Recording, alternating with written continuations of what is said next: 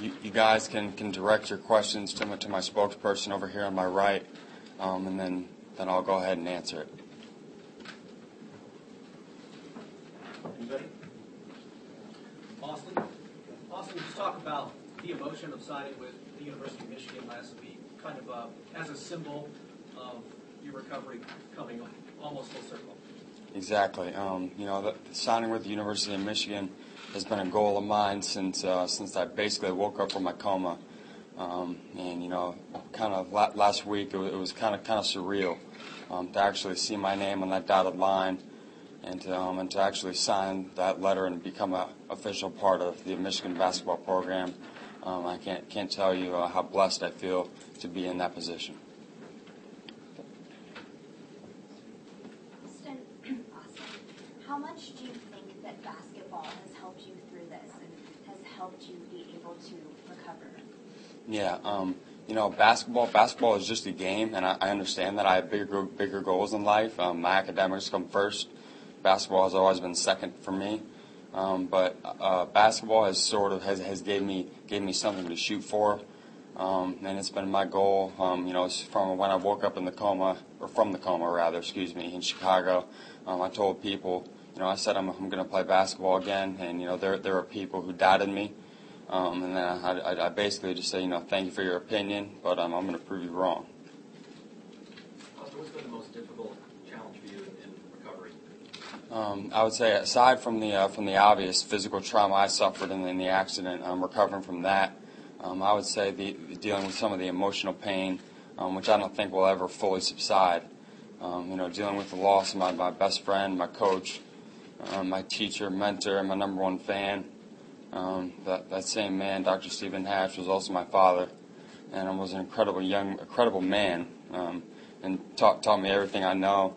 And the things I learned from him are the work ethic necessary to succeed, the importance of faith, determination, and courage in the midst of hardships.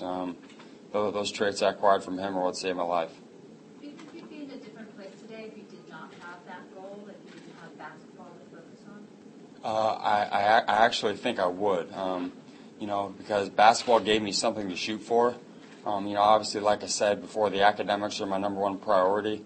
But the basketball was just having a goal, and I realized how lofty it was. I mean, there were times when I couldn't walk. From when I was in a wheelchair, I told people I was going to play basketball. And, being in a wheelchair and hearing a kid talking about playing basketball seems kind of, the chances seem remote. But, I just said, I'm going to get there. And I'll tell you, my time is coming soon. Austin, you mentioned that there were people who doubted you. Was that doctors, friends, acquaintances, a little bit of everyone? I can't really get specific with that. But there were those who didn't have their full belief in what I could do. I'm not going to say names or give their identities or anything. But I just felt feelings like these people don't believe in me really, and I just kind of used that as motivation. And said, you know what, I'm going to give you an opportunity to change your opinion. Austin, what has Coach Beilein said about your role and what he expects from you from the moment that you step on campus as a member of Michigan Wolverines?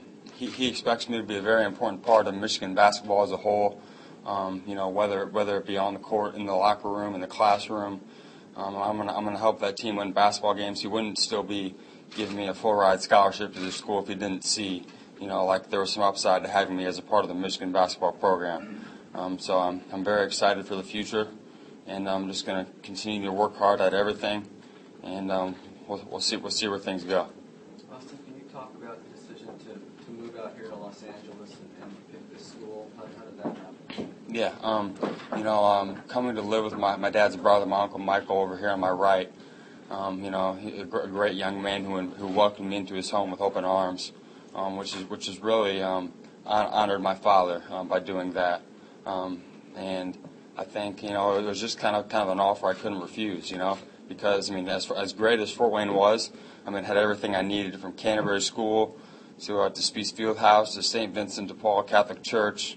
To all my friends, all the families, but there are some resources out here in LA that simply don't exist in Fort Wayne, And I just felt like I needed to just take advantage of the opportunities I would have here to prepare me to succeed in life. Resources in terms of your recovery, or? Yes, resources such, some of the, coming to Loyola, for example, some of the connections that I've made out here already, they simply just don't exist in Fort Wayne. Austin, can you describe a little bit about where you've drawn strength during your recovery in the past? Can you clarify the question, please? From who or what have you drawn strength in terms of your emotional recovery? Yeah, obviously I've been through a lot, lost a lot, but the one thing that's been there throughout my whole road to recovery, throughout my whole life, for that matter, is just my faith. And anyone who knows me understands the fact that I put a very importance on my faith, and I think that's been the thing that's enabled me to recover the way I have and able to persevere in the midst of adversity. Austin, what's preventing you now from getting into a competitive game? What more do you still need to do? I still need to work on my fundamentals a little bit more. What was once second nature, as a result of the brain injury, I have to think about stuff, think about on the court stuff that I really shouldn't have to think about, and that's just going to take time. And I think practice doesn't make perfect, but I've tried to practice things the right way, and I think practice makes permanent. And by that I mean if I practice doing things the right way enough, I'll be able to do them the right way in the game under the pressure I'm going to be in. And I tell you I've been working very hard since day one back in Chicago. Since I could work at anything. When I got out of the hospital bed, and I've been working on my fundamentals and on anything and everything to help me get back on the court someday. Austin, there's a lot of people watching this back in Fort Wayne. Is there anything you'd like to say to them? Just like to say, everyone in Fort Wayne has been great to me. It was a great place to grow up, great place to be a kid. But like I said before, coming out to LA, there's just some resources out here that simply don't exist in Fort Wayne, and that's not a bad thing. It's just the fact of the matter is that Fort Wayne just doesn't have everything that LA does. And I needed to do what was best for me, and I had to think about myself first. And I hate to be selfish, but there are some things you can be selfish in. And recovering from a traumatic brain injury, plane crash, coma, etc., you can be selfish when it comes to that, I think. Can you describe just kind of how close you feel you are to the type of player that you were before the accident, and describe yourself as a player, what you felt like your strengths and assets were? Yeah. Well, before the accident, I like to think of myself as kind of a multi-dimensional player. I could shoot the 3-pointer well, go to the post, handle the ball, do pretty much many aspects of the game. And it's taken a lot of work just to get back to this point. But I realize I still have a lot of work to do. But I'm excited for the future and excited for the opportunity to get better every day.